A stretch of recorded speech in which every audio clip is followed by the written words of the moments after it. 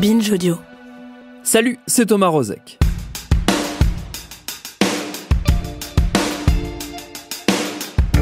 Après avoir tutoyé les sommets à la fin du mois de novembre 2021, le Bitcoin, la crypto-monnaie qu'on nous vend depuis quelques années comme le futur de la finance, le Bitcoin donc vit des heures un poil compliquées. Un premier crack début 2022 et depuis la fin mars, une chute qui affole un poil celles et ceux qui s'y sont mis récemment, enjaillés par les différents succès de la chose. Vous me direz, c'est la vie des marchés financiers, celui ou celle qui boursicote, même dans les crypto-monnaies, sait à quoi s'attendre.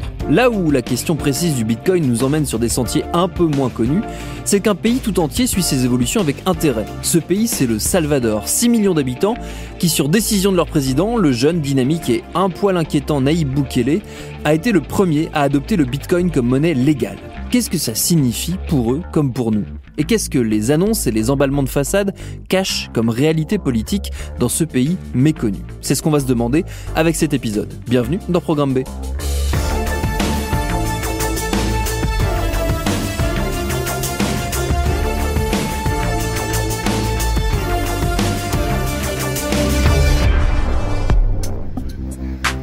Remember in June 6, I sent a video to Bitcoin conference in Miami, and we announced that El Salvador was making Bitcoin legal tender.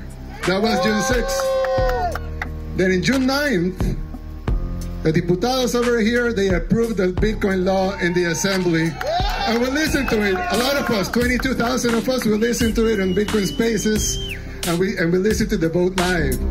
Avant toute chose, il nous paraissait nécessaire d'en savoir plus sur le Salvador et sur celui qui désormais préside à sa destinée, le fameux Nayib Bukele, qu'on présente tour à tour comme un Macron sud-américain ou comme un Bolsonaro plus jeune et plus sympa, ce qui n'est pas tout à fait la même chose. Pour y voir plus clair, ma camarade Agathe Albouy est allée en discuter avec Thierry Maire, qui enseigne à Sciences Po, qui est chercheur associé au Centre des études mexicaines et centra-américaines et qui est sans doute l'un des plus fins connaisseurs du Salvador. Le Salvador, c'est le plus petit pays d'Amérique centrale. Donc pour ceux qui ne sont pas amoureux de la géographie, vous voyez quand même à peu près les États-Unis. Au sud, le Mexique. En dessous, le Guatemala. Et tout en dessous, un tout petit morceau de terre, vraiment pas très grand, parce que ça doit faire à peu près 350 km de long sur à peu près 200 de large. Hein, c'est vraiment petit. On a le Salvador, et en dessous du Salvador, vous avez le Nicaragua, enfin, etc., etc. Vous avez à peu près une population d'environ 6 millions d'habitants. Dont une part non négligeable sont en fait émigrés légalement ou surtout illégalement aux États-Unis. La blague consiste à dire que la deuxième ville du Salvador, c'est Los Angeles. C'est un des pays, hélas, les plus violents au monde, exception faite bien sûr des pays en guerre. Et le phénomène dramatique, c'est ce qu'on appelle le phénomène des maras, hein, ces gangs ultra-violents, symbolisés par ces jeunes tatoués des pieds à la tête, surtout à la tête, avec des symboles souvent qui font allusion à des choses un peu sataniques, avec des choses qui détournent les symboles religieux, ce qui pour une population très religieuse est évidemment assez insupportable. Au moment des élections présidentielles de 2019, c'est quoi la situation politique au Salvador? On sortait de 2 mandats présidentiels tenus par la gauche, c'est-à-dire le FMLN, Frente Farabundo Martí de Liberación Nacional, pour le dire en espagnol. Donc en fait, un parti héritier de l'ancienne guérilla marxiste des années 70-80. Et après ces 2 mandats, il semblait à peu près clair que la gauche aurait sans doute du mal, ou allait avoir du mal à garder le pouvoir. Bien sûr, de l'autre côté, en embuscade, l'ARENA, qui est donc le parti de droite, voire de droite extrême. Et l'ARENA, évidemment, savourait avec délice l'effondrement de la popularité du président de l'époque, Sánchez Cerén. On sortait de 5 ans où la politique avait quand même été plutôt chaotique. Je dirais pas qu'il n'y avait pas eu de résultat. La gauche a fait ce qu'elle a pu dans ce 2e mandat. Le premier avait été quand même plus dynamique sur la présence du président Funes, qui était d'ailleurs le premier président de gauche élu. Et là aussi, beaucoup se sont plu à souligner. Non seulement il avait été élu, mais il n'a même pas été battu par un coup d'État, ce qui en soit est une petite nouvelle. Et donc les cartes étaient assez ouvertes. Et surgit alors un outsider, qui est Nayib Bukele, qui dit « Moi, je veux être candidat ». Il a d'ailleurs fait son annonce de candidature, si mes souvenirs sont bons, sur YouTube, avec, bien entendu, les pieds sur la table, la casquette à l'envers et la guitare électrique en bon plan, avec un discours, moi, j'oserais qualifier d'assez, allez, on va utiliser un mot qu'on utilise bien en France, disruptif. Il a fini par être récupéré, littéralement, par un parti allez, on va dire de centre-droit, qui s'appelle Ghana, qui d'ailleurs existe toujours, Gran Alianza Nacional. Alors ça, c'était une surprise, parce que Ghana est plutôt de centre-droit. Or, Bukele n'était pas un inconnu. Il avait été élu maire de Nueva Cuscatlán, donc une ville de la banlieue, puis prime quand même importante, de la capitale, et au nom du FMLN.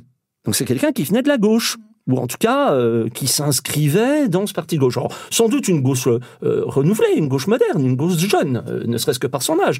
Mais enfin, bon, sauf que en 2017, il est proprement débarqué de la mairie parce qu'il ne plaisait pas, plus, devrais-je dire d'ailleurs, au groupe dirigeant du FMLN.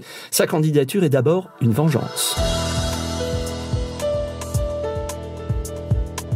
C'est quelqu'un qui surgit avec une trajectoire politique somme toute existante, mais modeste, dont le capital politique aurait sans doute dû être détruit, et qui en fait se débrouille pour surgir comme ça, comme un chien dans un jeu de quilles, dirait l'expression, et bouleverser tout le jeu.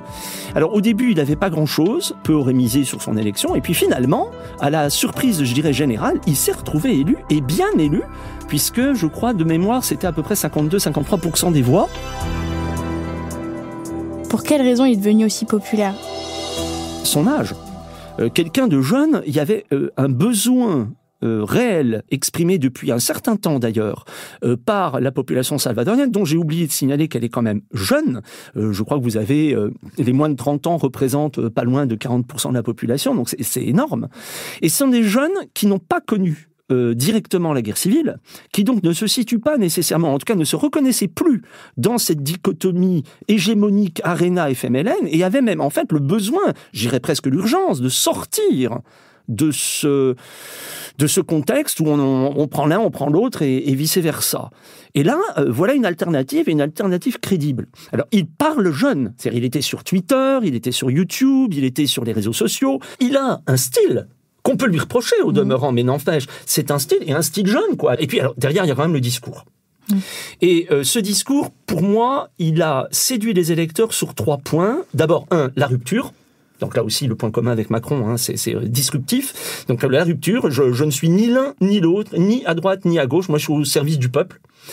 Et ça, dans une classe politique qui est largement discréditée, c'est un discours évidemment qui a été entendu. Deuxièmement, des enjeux. Par exemple, l'idée de... Quand on entend quelqu'un qui a moins de 40 ans qui vous parle de modernité, ça donne un peu de crédibilité au discours. Et puis, moi, je dirais aussi la lutte contre la corruption. Ah, ça, c'était essentiel, parce que c'est un pays qui, malheureusement, comme beaucoup d'autres pays, c'est pas propre au Salvador, a des soucis de corruption et d'accointance entre les élites politico-économiques et certains intérêts, légaux ou illégaux.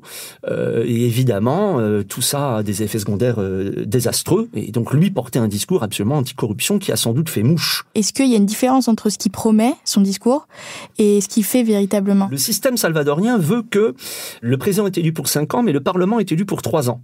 Et donc, régulièrement, la même année, vous élisez le président et le Parlement. Ça n'a pas été le cas en 2019. Donc, ce pauvre Bukele, il faut quand même le reconnaître, se retrouve élu à la tête d'un pays dont le régime est, grosso modo, quand même un régime assez présidentiel, un peu à l'américaine. Le président est en fait le responsable de l'exécutif. Il n'y a pas de premier ministre, il y a un cabinet. C'est vraiment le président qui fixe les orientations, qui tranche, qui décide. Enfin, tout se fait à la casa presidencial, comme on dit. Et malheureusement pour lui, en face, il avait un parlement qui en était pas encore au bout de ses peines et qui était essentiellement composé de gens absolument opposés à sa voix, à la fois des députés de l'Arena, qui était le groupe le plus important, je crois, à l'époque, suivi de près par le FMLN, qui lui aussi avait un groupe à ce moment-là assez important, un groupe Ghana qui donc l'avait endossé, donc pouvait le soutenir, mais ça ne faisait pas une majorité. Et ça a été le gros problème de Bukele dans ces 2 premières années. Je crois que ça explique d'ailleurs beaucoup son attitude. En 2021, il y a les législatives et les municipales au Salvador. Concrètement, qu'est-ce que ça a changé, en tout cas pour Bukele ? Ça a tout changé. Aux élections, c'est un succès absolument incroyable. Il a, je crois, alors là aussi je disais de mémoire, 56 députés à lui tout seul. Ce qui ne s'est absolument jamais vu dans toute l'histoire démocratique du Salvador depuis les accords de paix de 91-92. Aucun parti n'a jamais eu un tel nombre de députés. Il a la majorité simple, Et quand on ajoute ces alliés de Ghana, alors qui eux du coup ont été réduits à plus grand chose, mais enfin ils sont quand même 5, 6, etc., du coup ça lui fait franchir la barre des 60 et quelques, et avec 64 députés, il a en fait la majorité absolue, ce qui lui permet, à lui tout seul, de contrôler un certain nombre de décisions, parmi lesquelles la nomination des membres de la Cour suprême, l'approbation du budget, des réformes de fond qu'on appellerait nous des lois organiques, etc., etc. C'est un pouvoir absolument inédit. Au Salvador, ça ne s'est jamais vu. Maintenant qu'il dispose de tous les éléments du pouvoir, est-ce qu'on peut s'en inquiéter ? Est-ce qu'on peut craindre, est-ce qu'on doit craindre des dérives autoritaires ? Est-ce qu'il y en a déjà eu ? Ah bah oui, là, il ne s'agit pas de les craindre, elles sont là, elles sont déjà présentes. Alors, on avait déjà eu des soucis concernant la manière d'exercer le pouvoir de M. Bukele, ce qu'on appellerait la gouvernance, pas tellement tout de suite dans sa première année 2019, mais à partir de la crise du Covid. Et dans le cas de Bukele, la crise du Covid lui a permis de jouer une carte très populiste du « eux contre nous », c'est-à-dire de définir des opposants qui ne sont plus seulement des opposants, mais des ennemis. La fameuse théorie de l'ennemi de l'intérieur, et contre nous, les bons, les gentils, qui essayons de faire avancer les choses, et en l'occurrence dans le cas du Covid, de protéger la population. Et l'ennemi, tout au long de l'année 2020, ça n'a pas été seulement le Parlement, ce qui est assez traditionnel, c'était la Cour suprême, ou plus exactement, la chambre constitutionnelle de la Cour suprême salvadorienne. La première décision de poids de la toute nouvelle Assemblée, le 1er mai, ça a été de démettre les 5 magistrats de la Cour suprême et leurs suppléants. C'est-à-dire qu'on a littéralement décapité la Chambre constitutionnelle. C'est comme si nous, en France, le Parlement avait décidé de renvoyer tous les membres du Conseil constitutionnel du jour au lendemain. Il incarne un visage d'une nouvelle forme d'autoritarisme. Ça, c'est sûr. De dérive autoritaire, c'est absolument évident. On le voit bien, y compris à la lueur d'événements plus ou moins récents, même la transformation, l'adoption du Bitcoin comme monnaie légale et la manière de faire témoigne d'une conception, disons, allégée des processus juridiques. Car oui, comme on le disait au début de cet épisode, le Salvador a adopté en 2021 le Bitcoin comme monnaie légale. Alors ça veut dire quoi ? Concrètement, Agathe Albouy a retourné la question à l'économiste Nathalie Janson, spécialiste du sujet. La définition en fait du cours légal signifie que désormais les commerçants ne peuvent plus le refuser. Voilà, donc une monnaie devient légale dès lors où en fait elle est imposée comme moyen de paiement. Donc aucun commerçant ne peut désormais plus le refuser. Et ça comporte une autre dimension. Les Salvadoriens peuvent payer leurs impôts également avec cette monnaie. Donc voilà, c'est les 2 dimensions de définition du cours légal. Alors effectivement, la mesure, sa décision a pris un peu tout le monde de surprise, de court. On savait qu'il était, il aime bien marquer son histoire, enfin l'histoire en fait de son pays. C'est un président jeune, très orienté tech, mais de là à s'attendre à ce qu'il prenne la décision d'adopter le Bitcoin comme cours légal, je pense que voilà, c'était pas forcément prévu au départ. La raison pour lui, elle est double. D'une part, ça lui permet d'afficher une espèce de distanciation vis-à-vis des États-Unis, parce que il faut savoir que c'est également pas par hasard que c'est arrivé au Salvador, puisque le Salvador est dollarisé depuis 2001. Il n'y a pas de banque centrale du Salvador qui émet une monnaie locale. Ils utilisent tout simplement le dollar. Donc c'est un pays où il n'y a plus donc de banque centrale ni de politique monétaire.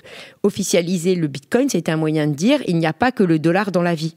Le Salvador est dollarisé historiquement, non pas parce qu'il était gangréné par l'inflation, c'est qu'en fait, à la suite des soulèvements, des problèmes de guerre civile qu'ils ont eus dans les années 80, il y a une forte pourcentage de Salvadoriens qui sont partis aux États-Unis et qui envoient donc ces fameux transferts, qui font des transferts d'argent, les fameuses remittances, et qui donc font que le Salvador reçoit énormément en dollars. Donc ça veut dire que tous les mois, si vous voulez, il y a des gens au Salvador qui vont vivre en partie parce que leurs compatriotes qui sont partis aux États-Unis leur envoient des fonds.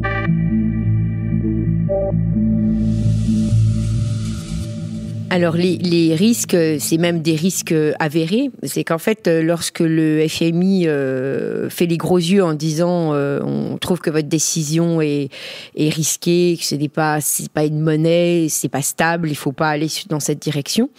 En fait, l'impact est direct puisque la note en fait du Salvador a baissé sur les marchés, c'est-à-dire son rating a été abaissé par cette critique forte du FMI qui a été doublée d'une critique de la Banque mondiale. Donc, effectivement, c'est pas une bonne nouvelle pour Bukele, puisque ça veut dire qu'en fait, ça renchérit son accès au marché des capitaux internationaux. Et évidemment, le Salvador en dépend, puisque c'est un petit pays qui se finance sur les marchés internationaux. Donc ça, effectivement, c'est un risque qui est avéré, et donc dont il paye les conséquences, en fait, aujourd'hui, sur le coût d'accès aux marchés financiers. Il y a une chose qui m'intéresse, c'est que c'est la première fois où une décision politique de Bukele est mal reçue par la population. Ils s'y sont pris comme des manches à pioche, donc ça a très mal fonctionné. Enfin, la loi est votée au mois de juin, je crois, avec application au mois de septembre. On n'a absolument pas le temps donc le système a été un désastre absolu. Alors, la première entreprise qui était chargée de mettre en place le logiciel a été proprement écartée, pour pas dire autre chose. On en a mis une deuxième, on en a la troisième. Et le gouvernement avait dit on donnera $30 en bitcoin à tous les gens qui ouvrent un compte sur la chose.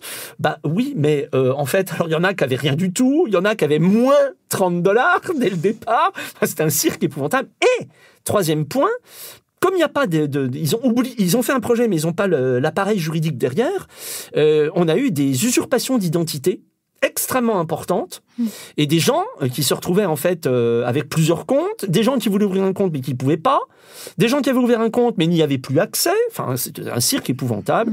Ça a quand même beaucoup mécontenté, et effectivement certains électeurs sans doute ont dit écoutez, nous c'est pas notre sujet. Ça pose problème pour déjà d'une part parce qu'effectivement le Bitcoin est vu comme quelque chose qui ressemble pas encore à de l'argent, voilà. Donc beaucoup d'interrogations sur sa volatilité, où on se dit mais pourquoi il veut absolument nous faire adopter une monnaie qui est volatile. Bon, même si on va pas forcer les gens, faut pas, voilà.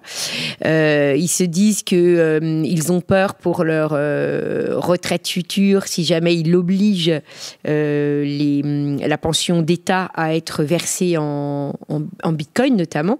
Ils se disent ok, ma retraite elle vaut ça aujourd'hui, mais qu'est-ce qu'elle vaudra lorsque je partirai en retraite? Donc j'ai pas envie que ma retraite, je ne puisse pas prévoir avec combien je vais partir. Il y a des interrogations sur parce que dans le Bitcoin il y a aussi l'idée qu'on a une certaine inclusion financière, puisqu'en fait il y a beaucoup de non bancarisés également, au Salvador, faut le préciser, il y a presque 50% de non bancarisés. Donc, en effet, avec le Bitcoin, on n'a pas besoin d'un compte bancaire puisqu'on a juste besoin d'un accès à Internet. Mais justement, toute la question, c'est de dire, mais ils sont où les accès à Internet? Ils sont où? Comment est-ce qu'on peut... Alors, il a installé des machines à peu près partout dans le pays pour faire ces opérations. Donc, on n'a pas forcément besoin d'avoir un ordinateur chez soi pour les faire. Mais c'est vrai que ça a soulevé pas mal de questionnements par rapport au fait qu'on a l'impression que le pays n'est pas prêt à ce saut technologique.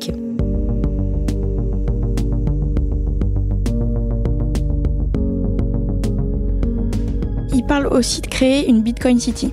Donc ça, en quoi ça consiste? Encore une fois, c'est quoi concrètement? La décision de créer une Bitcoin City, c'est d'enclencher un mécanisme vertueux où en fait on aurait une économie qui serait essentiellement basée sur le Bitcoin, donc qui atténue les problèmes de l'impact de la volatilité du Bitcoin, puisque jusqu'à maintenant, et c'est largement souligné et relayé dans les médias, et lorsqu'on parle du Bitcoin, c'est que son principal problème, c'est celui de sa volatilité, son prix variant fortement. On voit difficilement comment l'utiliser dans les paiements de tous les jours, puisque sa valeur varie. Alors effectivement, si vous avez une économie qui est essentiellement basée sur le Bitcoin, ce problème-là, il existe moins, puisque vous ne sortez pas de l'écosystème Bitcoin. La deuxième chose, c'est d'attirer les investisseurs, puisqu'en fait, cette ville serait une espèce de paradis fiscal. qui permettrait aussi d'attirer les concepteurs, les développeurs et les mineurs. Puisque si je ne me trompe pas, c'est une ville qui est à côté d'un volcan. Du coup, il y a un coût quand on peut avoir des sources d'énergie. C'était son projet lié au fait au minage pour avoir en fait une possibilité de miner le Bitcoin sur la base d'énergie accessible. Donc en fait, c'est vraiment créer tout un écosystème et donc aussi attirer des talents. On attire des investissements. On va donc attirer une potentielle activité économique, en plus ici de tech, donc avec une forte valeur ajoutée, ce qui pour le Salvador pourrait en effet être l'espèce d'Eldorado. Moi, je me demande si là, il a battu une carte qui risque en fait de provoquer un clivage. On fait une cité cool, avec des gens cool, la casquette à l'envers et le machin et bidule, qui font en Bitcoin, qui font des... etc. Oui, enfin d'accord, mais quand on sait qu'un certain nombre de gens ont du mal à avoir un ordinateur, qu'on a des coupures d'électricité et que... Enfin, c'est pas jouable. Ouais. Si on regarde la matrice énergétique du Salvador, ils sont déjà obligés d'importer de l'énergie. Vous installez 3 sites de minage de Bitcoin, mais le système va sauter. Il y aura plus... Enfin, c'est les hôpitaux qui vont se retrouver dans le noir, là. Ça peut vraiment se retourner contre lui, véritablement. Comment la communauté crypto accueille cette décision ? Plutôt bien, puisque en fait c'est une espèce d'expérience à grande échelle. Alors bon, elle vaut ce qu'elle vaut parce que le Salvador est un petit pays qui est lui-même dollarisé, donc mais n'empêche que par rapport à l'efficacité des transactions, enfin si jamais la ville, la Bitcoin City se concrétise, je pense qu'effectivement ça peut être intéressant de voir comment on vit dans une ville Bitcoin, comment les prix s'affichent, voilà. Donc ça permettra de donner des indications sur, puis peut-être de prouver qu'après tout c'est hyper facile, qu'il n'y a pas de problème et que finalement ça met personne en péril et que ça peut vivre tout à fait en cercle fermé, parce que en effet la monnaie a une dimension réseau en fait qui est importante. Donc dès lors où le réseau est enclenché, eh bien les effets de réseau sont plutôt positifs et du coup la volatilité qui était un point négatif, un point d'entrée négatif pour passer au Bitcoin, finalement si on est tous en train de faire des transactions en Bitcoin, la volatilité nous affecte pas puisqu'on reste en Bitcoin. Donc c'est bien évidemment la communauté l'accueille favorablement pour convaincre ceux qui ne comprendraient pas les avantages en fait du Bitcoin. Et pas sûr que les récentes fluctuations aident à aller dans ce sens, d'autant plus que le Salvador connaît d'autres troubles. Le pays a récemment renoué avec sa triste habitude de violence, 87 homicides en 3 jours à la fin du mois de mars, la faute selon les Mareros à une violation d'un accord secret que la plus puissante de ces mafias, la Mara Salvatrucha, aurait conclu avec, je vous le donne en mille, le gouvernement Bukele, ce qui là aussi ne va pas trop arranger ses affaires. Merci à Thierry Maire et à Nathalie Janson pour leurs réponses, merci à Agathe Albouy qui a mené d'une main de maître cet épisode de Programme B, qui est un podcast de Binge Audio, préparé par Lauren Bess et réalisé par Thomas Chalvidal. Tous nos épisodes, les anciens comme les nouveaux, sont à retrouver sur toutes vos applis de podcast. Cherchez-nous sur internet si vous voulez nous parler, et à très vite pour un nouvel épisode.